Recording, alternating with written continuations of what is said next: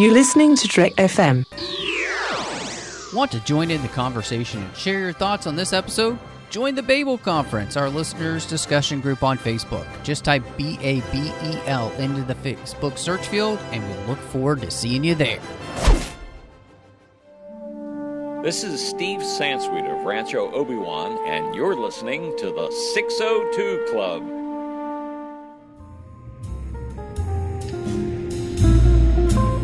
There was a little bar in Mill Valley where all the Starfleet trainees used to go. The 602 Club. You know it. I was there more times than I can remember.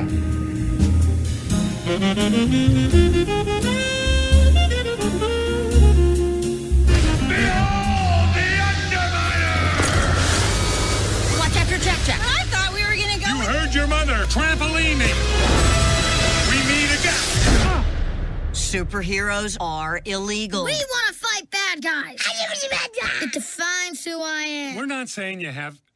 What? Someone on TV said it.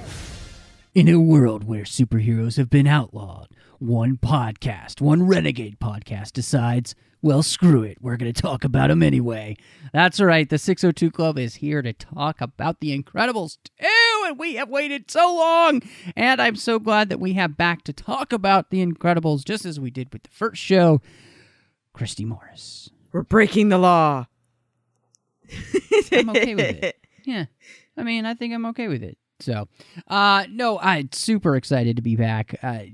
Super, get it? Yeah. I didn't even do that on purpose, honestly. But I am very glad that we are back to talk about The Incredibles 2. It's been a long wait. Before we dive in, of course, find us everywhere if you're searching for podcasts. So glad that you found the 602 Club. If you like the show, hit us up with a star rating review over on Apple Podcasts. It helps more people find the show, and it helps us rise in those strange iTunes rankings, and we like hearing what you think, because if you give us a star rating and review, we'll call you out on the show, and thank you. So you can also find us on Twitter at Trek.fm, where you should be following us, on Facebook at facebook.com/TrekFM. Make sure you like us, and then, of course, we've got the listeners-only discussion group, which is also on Facebook. And that is a place for everyone to gather around the network and talk about the different shows and all the topics that are going on there. So go over to Facebook, type Babel into the search field, and that'll bring you there. Also, if you are on the website at Trek.fm, you can click discussion on any of the menu bars, and that will also bring you to that group. And last but not least, if you would like to send us an email, which we love getting, go over to Trek.fm/contact, choose a show, choose the 602 Club, and that email comes to me and any host that was on that week, and that way we can talk to you that way. So many different ways to contact us, but as I alluded, Christy, we have waited 14 long years for this movie, and not only have we waited, there was an apology about this before the movie started, which I thought was pretty funny, that they just straight up, look, we get it, 14 years, sorry about that. Man, what a wait. Oh, this was unprecedented. I mean, first of all, I don't think any other time with Pixar have there been 14 years between the sequels. No. And then the first time we've ever gotten an apology video, I guess because they felt like it's been this long, we probably owe it to the fans of the first Incredibles movie to say what's been going on. That's a big amount of time. I mean, gosh, a whole child is almost ready to drive again. That's actually true. Like, if a child was born the year The Incredibles came out, they are a teenager now. Yeah. Like, that's insane. But it was nice, though, that crazy. they had, the main actors. I can't remember all their names, but I know Samuel L. Jackson, Holly Hunter were in it for sure. Craig T. Nelson. Yeah. Okay. Yep. And they said, look, we're really sorry it took so long. They kind of said some things that we already know if you know about how Pixar movies are made. Mm-hmm. I was like, yeah, so why did that take 14 years and the other ones didn't? I think that's the thing. I wrote in my written review, I was like, look, this is the movie I feel like that every time they announced a sequel to another Pixar film, the question was always, but when are they doing another Incredibles? Because this movie and this series, like, of all of the Pixar movies, to me, this one makes the most sense to have sequels to. Well, right, because, I mean, Toy Story got 2 sequels in that amount of time, and it didn't have the cliffhanger sort of like The Incredibles' first movie did. You know, I mean, they left it off where Syndrome had just died, and you've discovered Jack's powers. And the Underminer had arrived. Right? I mean, yeah. So you got to know what happens with him. Well, and on top of that, yeah, when I looked at the films that did get sequels, I'm like, I didn't really enjoy Finding Dory for all that much. You know, that's not a movie that needed a sequel. Cars is an okay Pixar film to me, but I did not need a sequel to either of the sequels. Mm-hmm. Toy Story, we got lucky in the fact that both of those sequels are excellent. In fact, the third Toy Story may be one of the, it's just hands down a great movie. And an emotional roller coaster that you're like, hesitate to pick it up ever again. Yes, absolutely. Do I want to bawl my eyes out as I watch my childhood toys almost die in a lava pit? Do I want Lotso to make me really scared? No. Right. So, yeah, well, I mean, when I just look at the movies that got sequels, I'm like, really? But I'm so glad that they finally did come back 14 years later, because I really do think this is a movie, as we talked about last time, with all the themes and everything that they use, you can really do some interesting stuff. And I think that they do in this film, because this whole movie is about, obviously the family has used their powers now together. And the whole point of this film is about the idea of, can we bring supers back? And I was really struck by how their friend, who's been helping them this whole time, he's the one who's always making sure that they got a new home when something happened. Oh, yes, Mr. Dicker. Yes, he's awesome. But he said something that was really poignant, and he said, politicians don't understand people who do good things. That makes them nervous. And it was fascinating to me that this movie, this movie's set in the 60s. So it has some 60s sensibilities to it. But this whole idea that even at that point, we're living in a world where people are becoming so cynical that they can't understand people doing the right thing because it's the right thing to do. Right. They assume everyone's got to have something in it for them. Yes. Like, everybody has to have an agenda. And I think when I was watching the movie, I was like, wow, that is a really awkward mirror to be shining on our world, because that's kind of the world we live in today. Like, no matter who you are, what you do, like, everybody thinks there's always some kind of agenda instead of, I was just trying to be a nice person, Right. Like, you can't even be just a nice person anymore, because everybody always thinks, oh, there's some other angle. And, like, watching that here, I was like, dang, that's a kind of a damning statement against our culture that we live in. Right. And it even kind of felt like, when you can tell what someone's thinking, but you're not sure if they're going to come out and say it. I feel like Pixar in this movie came out and said it. And, that they're directly speaking to the world saying, hey, this is you. And they're not afraid to say that they think that there needs to be a change. That's what it felt like to me.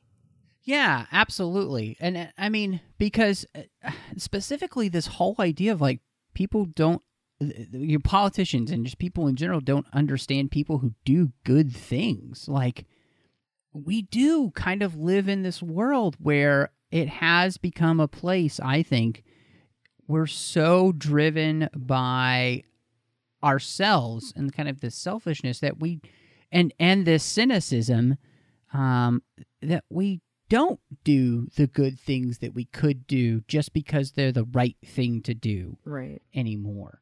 And yeah, I really liked that this movie was touching on that, because and honestly, it, especially at the beginning of the movie when Dicker says that, it made me really sad. I was like, oh gosh, I wonder how many people actually picked up on that, because I don't know. It was interesting to watch it kind of permeate the entire film. It kind of flows into what we see for the villain. It affects every single superhero in this world, and to bring it out again into our world, it's like, wow, that I hope people saw that. I'm glad you brought that up, because I did too see that in this movie and the one before, and I'm glad that they stuck with that tone to it. And it even brought up for me the difference in how Evelyn, the villain, versus her brother could see the same incident completely differently. She sees it as we depend too much on superheroes to do everything for us, and he sees it as this is why they're great, because they could have saved my parents. Yeah, that's a great point. I had kind of thought of that as the idea of that the villain with a point. Like she does kind of, and what I think makes this so strong, we talk about with superhero movies here all the time, creating a villain where you can somehow key into what they're saying. Obviously, we don't side with them, but there's some truth to what they're saying, and her thought process is actually kind of Lex Luthor-ish. That's the reason one of the big reasons in the comics, he doesn't like Superman. He feels like Superman is holding the world back from being what it could be because we rely too much on Superman. Right. Instead of doing anything themselves, they just go, oh, Superman will fix it. Right. Yeah. Whereas, the rest of the world, for the most part, sees Superman as what we consider like a beacon of hope and like what we could be, what we can be at our best, right? Like we see him as an example. But the villain here, Screenslaver and Evelyn, she sees him as somebody who makes people, superheroes make people lazy. And she sees that exemplified in her parents, who her dad relied on superheroes instead of just going into his safe room. And I wanted to ask you this because it created a dichotomy for me. So there's nothing wrong with trusting in super people in this universe, but at the same time, that doesn't mean that we don't have a responsibility to do things on our own. And it seemed like she couldn't see that, maybe her father just he didn't have the balance right. Right, that maybe he was a little too dependent, and if he had gone into the safe room, that it's sort of that phrase of like, God helps those who help themselves, sort of thing, that it's not that you don't have any responsibility at all. Like you said, Matt, that you do have some responsibility to do something on your own without just sitting and waiting for the supers to do everything. So, and I like even that throughout this movie, before you find out who the villain is, they have these third person voices saying these quotes while the action is happening with Elastigirl. From the Screenslaver. Yes. Saying things like people are becoming too lazy, and I can't remember the exact things that he said, but it was those things talking while the action is happening, and I love that. Yeah, absolutely. I'm glad that you brought that up, because it was so interesting, because in some ways, again, this is where the villain, I think, has a real point. And what was interesting is to see that it was transcending slightly the 60s that we're in the film, and kind of speaking more to a modern audience. But like this whole idea, you don't actually talk, you listen to talk shows. You don't, actually involve yourself in real romance. You just watch romantic soap operas, those kind of things. Like, you have become nothing but a consumer and not a doer of life. Right, like passive and not participating. Yes, absolutely. And there, I think, again, it's interesting because the villain truly does have a point. And especially when we look at the world that we live in today, it's even worse. Like, yeah, I mean, we do have, and that consumeristic mentality also feeds into what we were talking about at the beginning. We don't do things that are good just because, and we don't do things that are right just because they're the right thing to do, because we might not get anything out of it. We look at everything as we're a consumer instead as we're a human being. And we don't look at other human beings as human beings. We look at them as a commodity that's either going to serve us or make us better, whatever. And I really like, because in some ways she does have a point there. But I also think the one thing that I saw that was really interesting is where her point is mistaken is that superheroes allow us to admit when we can't handle something ourselves. And that is a huge part of being a human, and that we need that connection, and we need to be able to trust other people in our lives and people around us to help. I mean, our society doesn't work if we don't have a certain level of trust, like in certain forms of law enforcement and like all this stuff. And I think, you can look at our world today and see the erosion of trust everywhere, in every sector of life, and how much it's hurting us as just a species in general. Oh, yeah. And especially, I'm glad that you mentioned with law enforcement, because I do feel like there's a certain level that we can't trust law enforcement anymore. That just because someone is a police officer, they're going to always have my best interest at heart. Mm-hmm. Because we've seen firsthand that sometimes they look out for themselves first rather than the public first. And that there's bad people in any profession. It doesn't, make you a good person just because you're this. Yeah. But, it doesn't mean that there aren't good people that are law enforcement.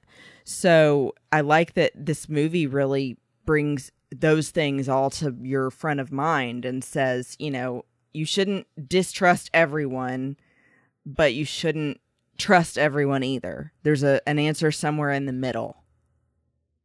Right, and I think that's the thing that is interesting to me, because in the end, I think what that really comes down to is it comes down to discernment, right? That's part of what it means to be growing up, to be a person as you grow up, is to learn from experience those that you can trust and those that you cannot trust, and understanding how that works, and having guides along the way to help you. And I think, in a lot of ways, as we kind of I mentioned earlier, Superman, but, these heroes are people that I think, when you see like Helen and Bob, they are people who want to do the right thing because it's the right thing to do. Mm-hmm.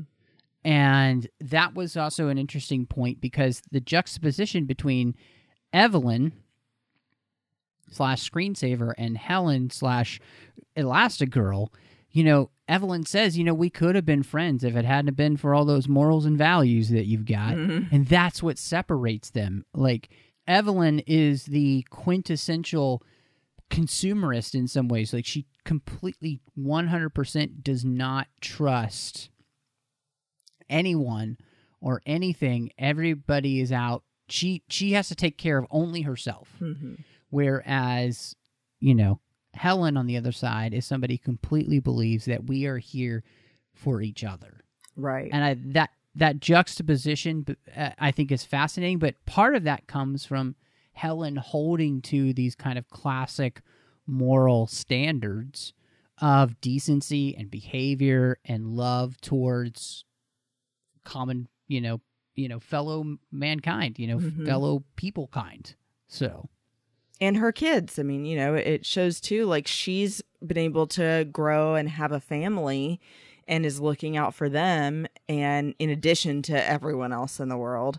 And Evelyn has no one. I mean, she's got her brother, but then she betrays him too. Mm-hmm. So, yeah, well, I like that.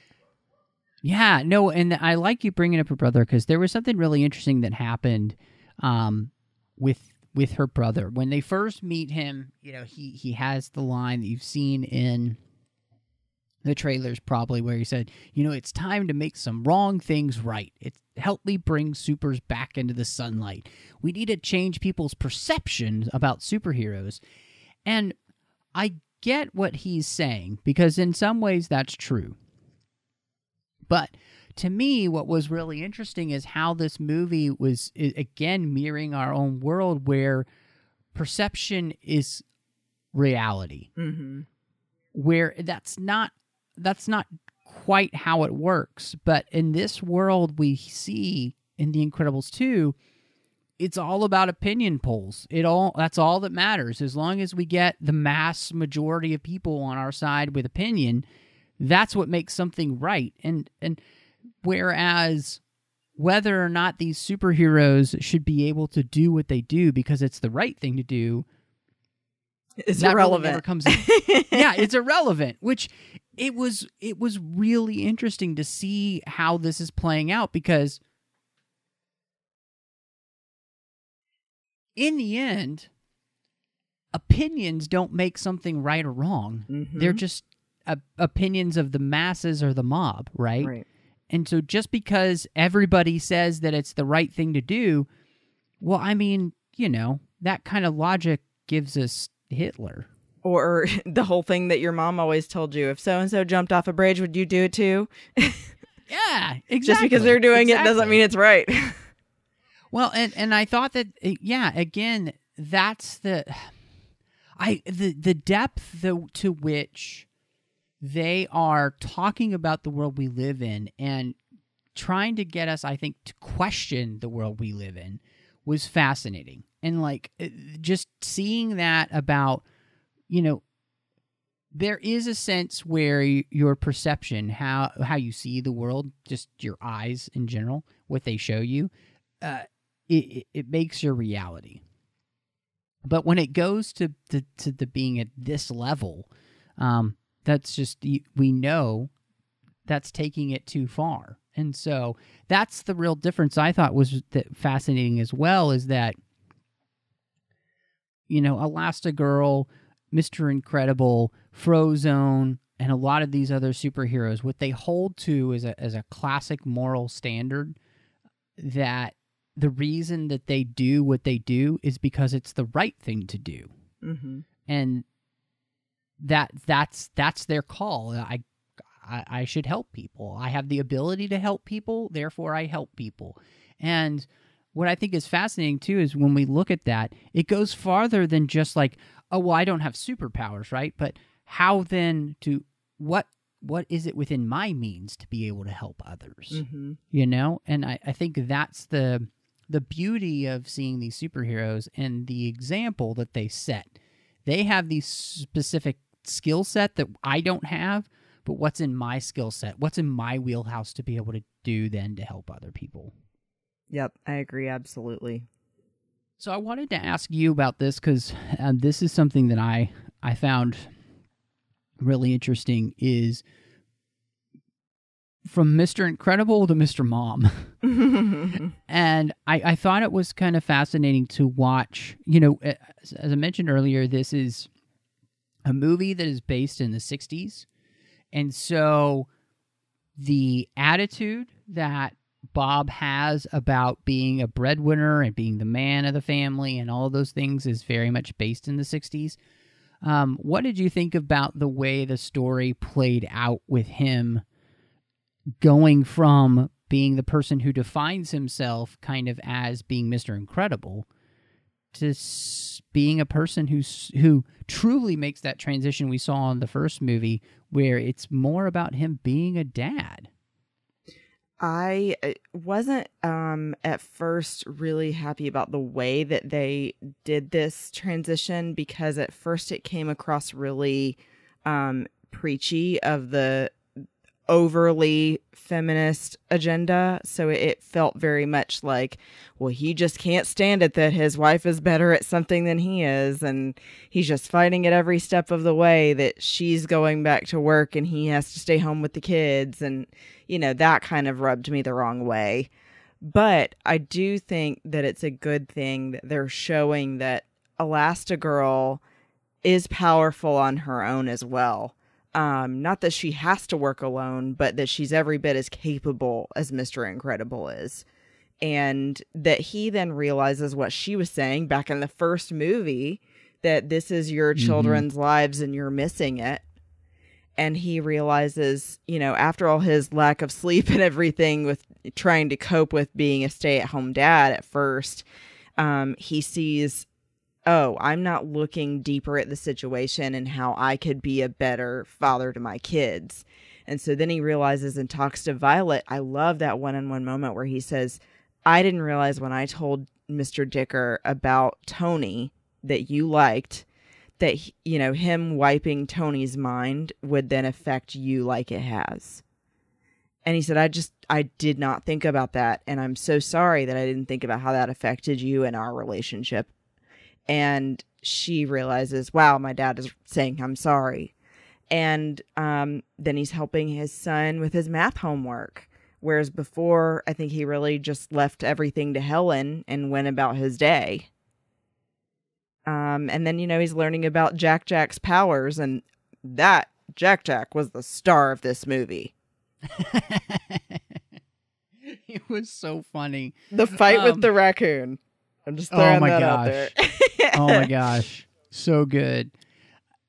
I like what you're saying, because I think it is really interesting to watch this happen. And I was thinking back to the first movie and then the conversation that they have here when they're in bed and they're talking about it. And, you know, obviously he's having a hard time. But if you think to Mr. Incredible, he has spent years being in a job that is demeaning and demoralizing, and there's absolutely no joy in his life, production-wise, as a human being, whereas Helen, she has chosen to be a stay-at-home mom, and as hard as parenting is, there are those joys that come from it, you know, like, and that's the thing that I thought was actually so beautiful about this movie, is that, you know, for him, he thinks to be successful, he needs to be Mr. Incredible in every place. But what his kids need is for him just to be dad. Right.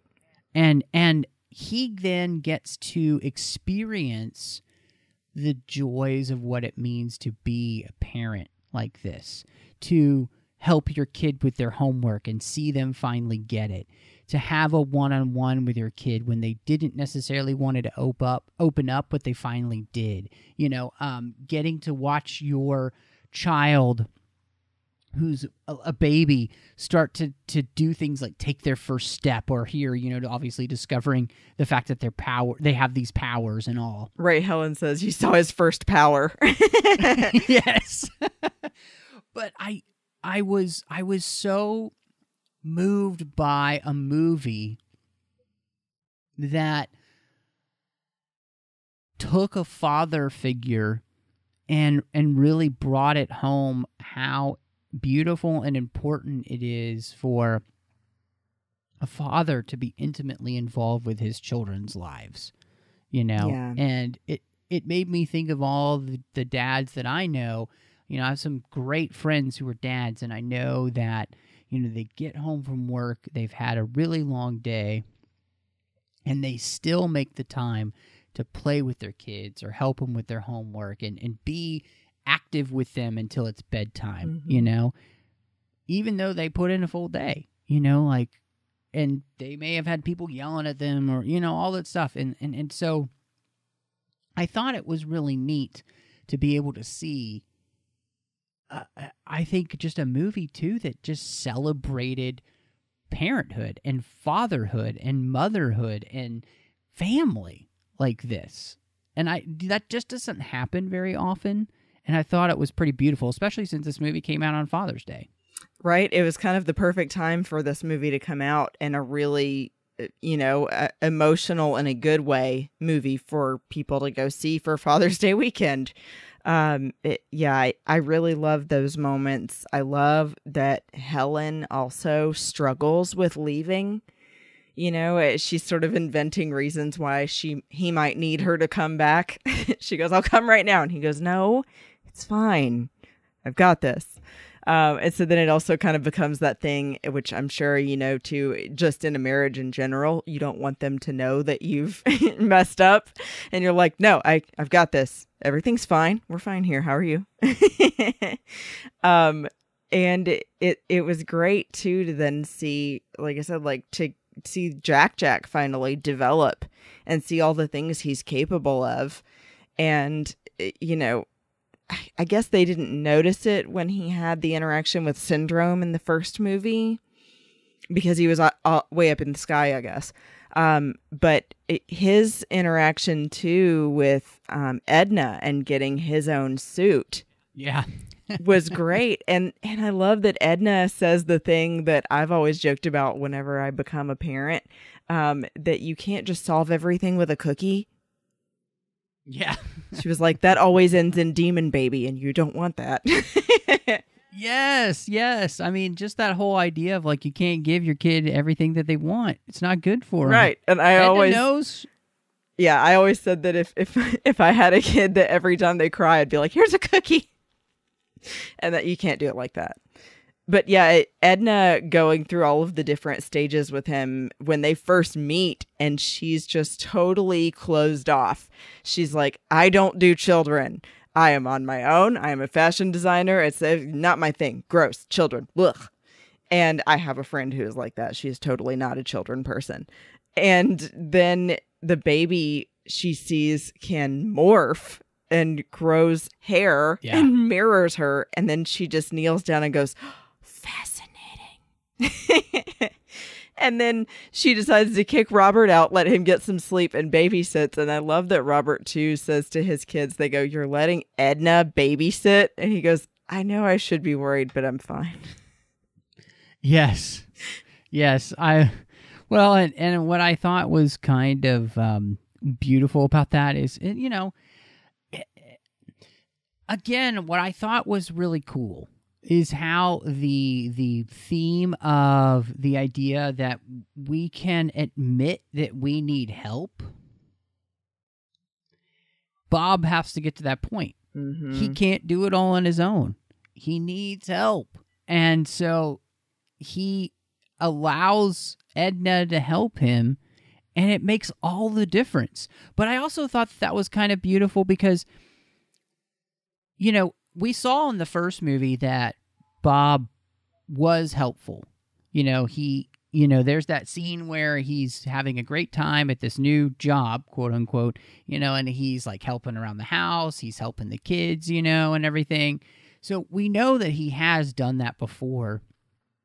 But you see this whole thing here, it's there's a reason why two parents are better than one, because something has to give if there's only one of you. Right. And I thought it was kind of beautiful, the whole point of do we trust superheroes, right? But do we trust each other to be okay to say, you know what, I need help.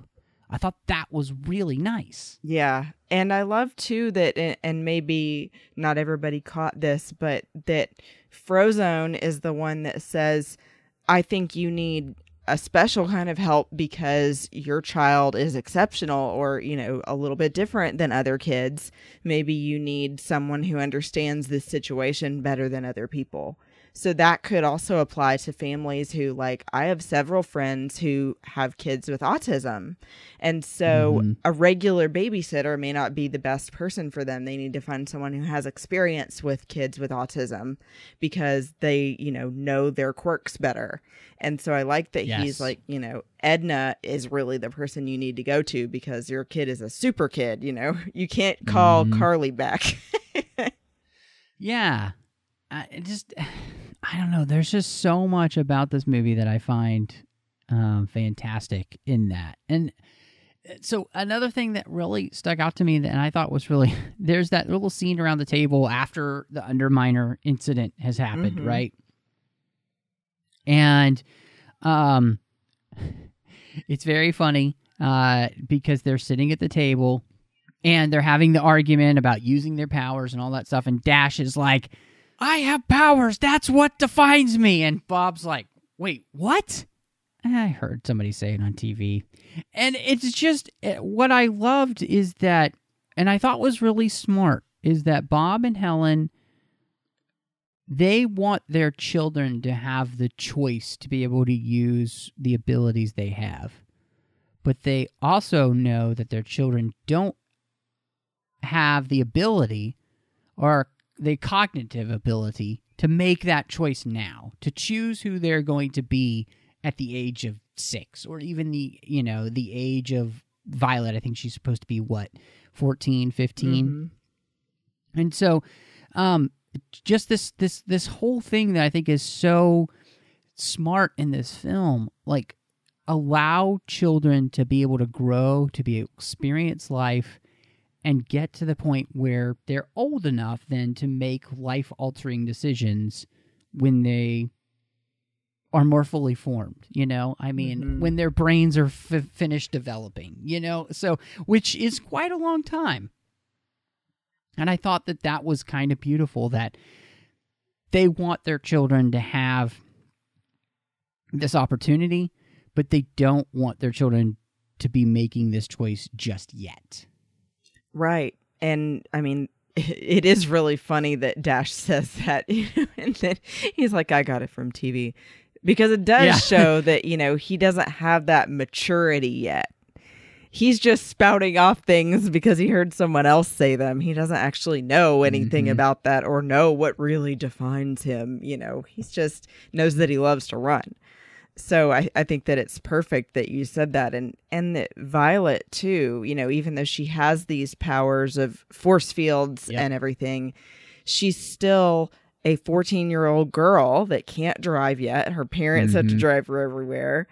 She hasn't been on her first date yet. And then you see her, walking invisibly with the shirt showing to get the ice cream out of the freezer. She's got that level of immaturity to her. So, yeah, I mean, they're definitely not there yet and should have more time to mature before they're involved in everything. And I like that their parents are still protecting them and saying, what are you doing here in the Underminer's vehicle? Yeah. You were supposed to be out there where you're safe with the baby. Where's the baby? Mm-hmm. Well, and what I thought was kind of beautiful, too, is, at the end of the movie, it's nice to see, when they're like, oh, are you mad at us? And she's like, no, I'm so proud of you. And part of that is that finding the way as a parent to nurture your child and to allow them to grow into who they are going to become, and allowing them the ability to explore in a safe environment their, potential. But again, I think it's really nuanced and it's really well done. So I love that part of the movie. I have to say too, this movie continues to be the best Fantastic Four movie. Yeah. We've ever seen. Like, this is truly a Fantastic Four. I love the family, and I love how good this movie is as a superhero film. Like, I think the action in it, especially with what they were showing, the powers available to somebody who's elastic, was just really cool. Like, they put so much thought into how she could use her powers. I was blown away. Yeah, especially with her stopping the train, I thought was amazing. All of the different tricks she did where she was breaking the bike into 2 parts and then twisting around to stop things and speed faster over buildings. That was really cool. And I think, too, we mentioned in the last movie that the animation has come a long way since the first movie. The spot where it really stood out to me as not great was in the first movie when Helen and the kids fall in the water. It looks like they have shiny slime on them rather than water. And this movie, I didn't notice any of that. It's very clear that this was made in the last couple of years where computer animation has come a lot further. So I was really happy with that. But yeah, it was a really great movie in a lot of ways. I think that the only thing that kind of drew back for me was I felt like the exposition went a little long in the second movie. It kind of took a little while before you got to the villain actually doing some things. But I loved the brother and sister team being the unsuspecting villain. You don't realize that they're going to come out and, she's going to be the one doing everything behind the scenes. Yeah, I thought that it was nice. I felt like, the film itself with the action and the pacing, it did feel like it was very deliberate at the beginning to set things up and to set up, you got the big action set piece with the Underminer, and then that creates the problem, which is, no, superheroes are completely gone, outlawed. In fact, the government, it's programmed to help superheroes. If something goes wrong, is shut down now. And this whole idea of, having William come to them and say, hey, I want to help you. I want to bring supers back. Because he's kind of a fanboy of supers like his dad was. But I mean, what I liked about it was that he's sincere in that. So he really is sincere in that idea. Like he could be the snake oil salesman kind of guy, right? Where he turns out to be the bad guy. But I liked that he was actually somebody who, yes, he's great at selling things. He's great at talking people into things, but he actually did sincerely believe that superheroes should be back. And he's willing to put his money and his time and his effort and all his connections where his mouth was.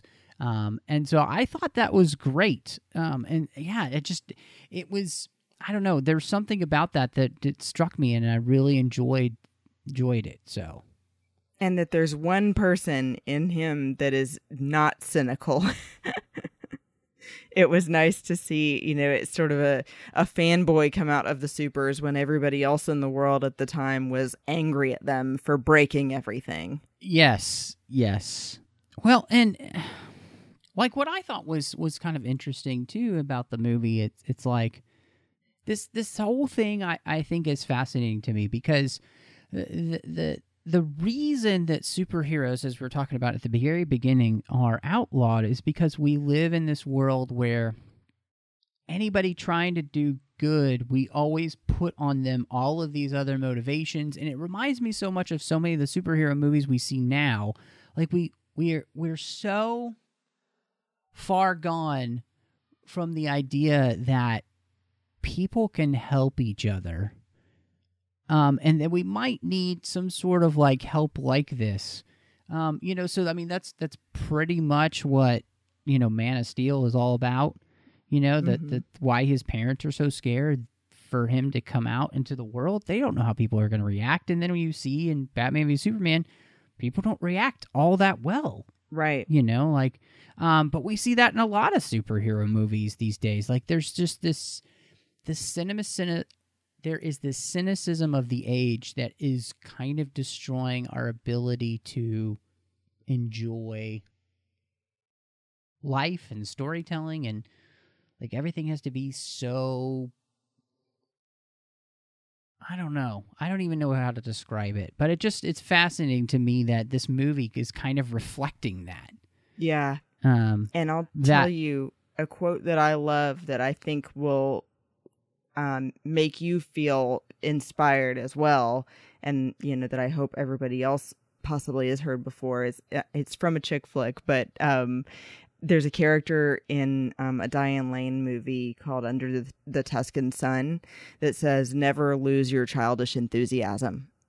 And I have always loved that quote because it's true that no matter what age you are, you should always have that joy within you and not let the cynicism of the world get to you and take that joy away, so that you can still go in and have a good time with something and not constantly be thinking about the negatives.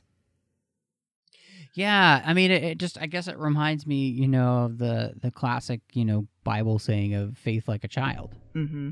Like that there is something about us, and there's definitely something, as we were talking about earlier, this world that has created this milieu, to use a French phrase, where we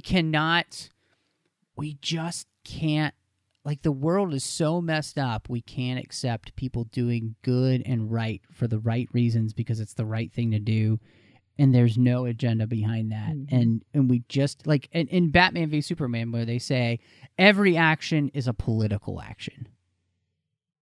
That's not true. We have made it that way. Right. But it's not always. But it doesn't have to be that way. Yeah. So, yeah, I think it's beautiful to watch this movie kind of talking about some of those really deep themes and stuff. And I think it's a kid's movie. Yes, yes. It's kind of like, when you watch the Clone Wars and you're like, wow, they went there Star Wars-wise. Right. And you're like, this is a kid's show. People are like, that's a cartoon. Yeah. It's great stuff, and so I think Brad Bird has really given us some good stuff to think about. For you, where does this one rate, do you think? So, for me, compared to the first movie, that one really blew me out of the water. This one didn't quite as much, and maybe that's just me being a person who's not usually a fan of sequels. For some reason, for a lot of times with me, it has felt like a sequel. It just doesn't quite ever live up to the original. Sort of, I think of it as like when I saw The Lion King, it blew me away. It was this incredible movie. And then Lion King 2, I was like, it felt like the story just wasn't quite as strong. But I still really enjoyed this movie and thought it had a lot of really great things. And like I said, Jack to me stole the show, and I'm glad he did, because they led up to, in the last movie, him having all these powers. Yeah. And that he's sort of all of their powers individually combined into one person, and some other stuff that they don't have, like laser eyes. And the fact that his dad can spank his bottom and shoot lasers out his eyes is hilarious. Yes. But it, there's also all of these really big messages to it that we talked about that you're really surprised you're seeing in a Pixar movie, technically for children. So I still rate it high, just not quite as high as the last movie. And I give it about a 7 out of 10 for me. But like I said, with a lot of love behind it, it just was feeling like the exposition went a little long before we got to the point. But then thinking, well, maybe it had to be because it had been 14 years since the last movie. Yeah. And then, like I said, a little bit at times going a little too far, overly feminist, because you can be feminist, which is, equal treatment of women, without going so far that you're like, Bob's just jealous of her. So for those reasons, I take a little bit off of it, but otherwise everything was amazing. It's funny. It was something we didn't mention, and one of the things that I thought was so smart about the whole Jack thing was this idea of the reason he has all of these powers is because he is a child, and they talk about the idea that a super has access to more powers when they're younger, and then they slowly, like your life, and your body as you grow, it slowly whittles them down.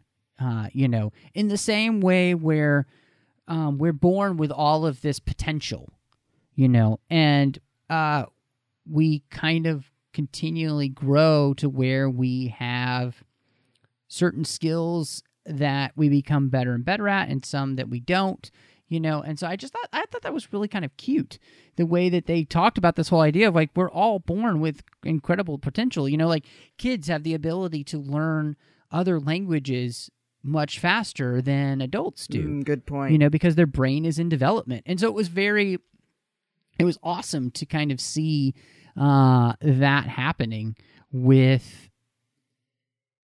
Jack, and then just kind of playing that out. I just thought that was really neat. And so, everything that we've talked about in this movie, to me, it's pretty fascinating. that it's all in an animated kids movie, and I really enjoyed this movie. I did not enjoy it as much as the first movie, and I'm actually right there with you. I do. I think this is a 7 out of 10 as a movie. It's not perfect, but it sure is a heck of a lot of fun, and it may be one of the best superhero movies you see this year. It really is. It's got some, I thought the action set pieces were fun and well done. And I would say I could be anathema for people, but I had a better time in this movie than I did as a superhero movie than I did Avengers. So, but that's just my personal opinion. So take it or leave it. But yeah, it's a really fun movie. So, and I kind of hope they'll make one more and make a trilogy out of it. That would be interesting. I think that could be fun. So I think that you could do one more really good story with them and then just let it go. Yeah. So, but super glad that we got a chance to talk about it. It's been a blast. Thank you to Ken Tripp and Davis Grayson for supporting the network and the 602 Club as associate producers here through Patreon.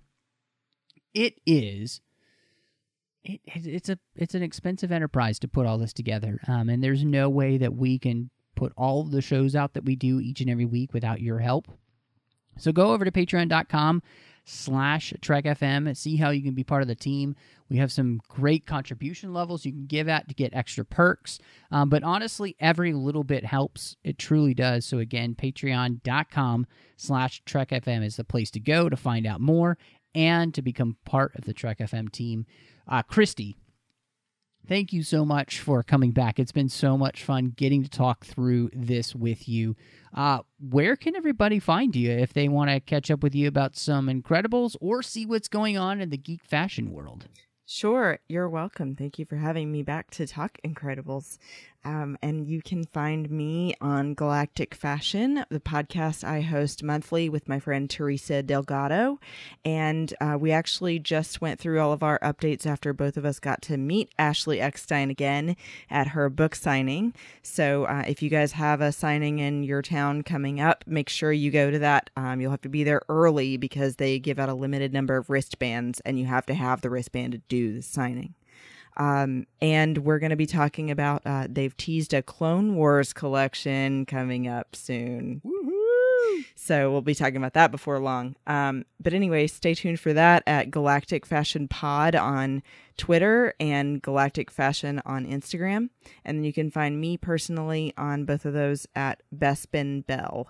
Yes, and you should, because it is a lot of fun. I have to heartily agree with you. I got to meet Ashley Eckstein, and she is 100% joy. One of the absolute nicest people I have ever met. And yes, her company, her universe, which is now kind of branching off into our universe, makes fantastic stuff. So I mean, my wife and I both have stuff from them. So yeah, they're not sponsoring the show, but they also have Incredibles gear now as well. Yes, they do have Incredibles gear. So go check it out. That one was free for you, Ashley. But you can find me all over the place on Twitter, MattRushing02. I'm on Instagram under the same name. You can find me here on the network doing The Orb with Chris Jones, talking about Star Trek Deep Space Nine. I'm over on the Nerd Party Network with Owl Post, Drea Kaufman, as we talk through each and every chapter of the Harry Potter series, which is great. I'm on Aggressive Negotiations with John Mills, talking about Star Wars each and every week, which honestly, I can't get enough of talking to that guy about Star Wars. It's so much fun, so I hope that you will join us. And then last but not least, I talk through films, but through a lens, and specifically the lens of faith, with my good friend Courtney over on Cinema Stories. And you can find my podcast and Christie's wherever you get your podcast. But want to say thank you so much for joining us. And y'all come back now, you hear?